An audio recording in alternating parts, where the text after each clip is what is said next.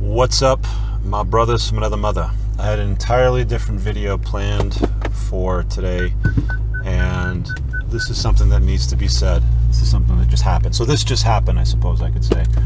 I don't know, guys. Like, the more stuff like this happens, the more I get concerned. I need to talk about stuff like this. So I'm in, the bathroom at the gym doing my manscaping, which consists of shaving my head. Only need to do it every couple of days. And there's this guy that comes up, to the sink beside me, and he looks at me and kind of pauses for a second, and he says to me, "Wow, that must feel good when you're done." And I look at him. Well, let me describe him to you. About my age, overweight. He's got a wedding band on, so he's married. He's got probably a nice D cup. And a couple of bad boy tattoos, which were probably, pretty hip when he got him in his late teens, early 20s. Didn't have much hair left on his head, probably less than what I would if I let my hair grow out. Put it in perspective, probably along the lines of, if you ever watched Seinfeld, and you saw the episode where Elaine said to George, "Stop holding on to scraps." That's basically what the dude was doing. So I look over to him and I said to him, "So why don't you shave your head then?" And he looks at me and he goes, "Because my wife won't let me." Pretty much like that. You know, when you go to your friend's house when you were a kid, you knock on the door and say, "Hey, could Billy come out and play?" And he goes, "I can't, I gotta do my homework first, or I gotta babysit my little brother," or something like that. The mopey face. Guys, it needs to be said, okay? You don't need the permission of your woman to do things like shaving your head, okay? It's some pretty basic shit.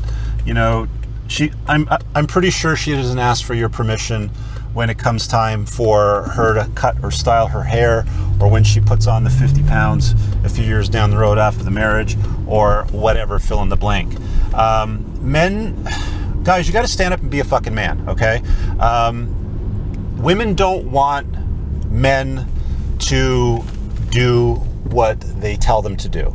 They'll tell you that they want you to do it. They'll imply a whole bunch of things around that. But the truth of the matter is they don't want to be the boss. They want you to be the frickin' boss. They want you to stand up and be the man, the strong, virtuous alpha that you're meant and designed to be in this world. You're not supposed to be some beta bitch. And I don't know, like I felt at one part of me kind of sad for the guy and hopeless for the guy. And he kind of shuffled away. He's a guy that I've seen around there for the last, 10 months.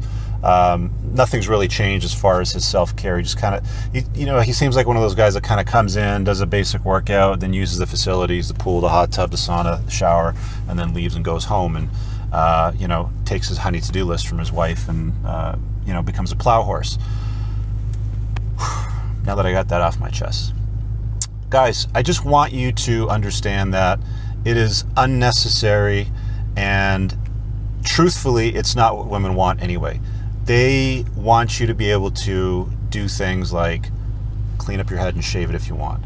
It's not like this guy had a bad shaped head or, a big scar across his head from a war battle wound or anything like that. It's just he had kind of given up on life and gotten to the point where it was just like, "Well, my wife won't let me, so I can't shave my head."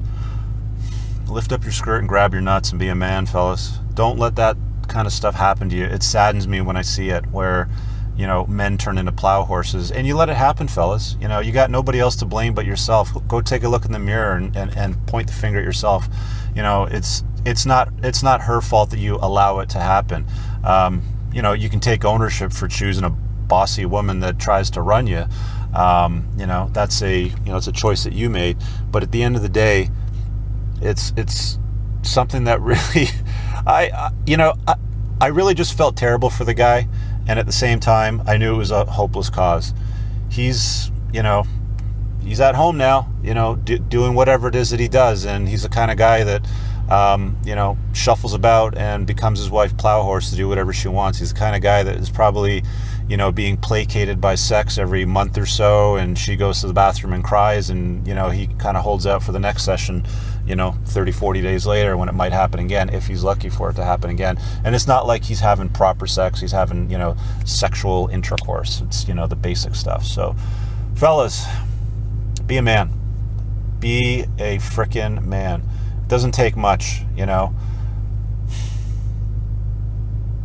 It makes me sad to see these, you know, these middle-aged men, low testosterone with the bitch tits, you know, former versions of Magnificent Glory, becoming plow horses and not even allowed to clean up scraps growing on their head because they think their wife won't let them do it. Just go do it. Anyway, that's my message for today. Leave a comment below, fellas.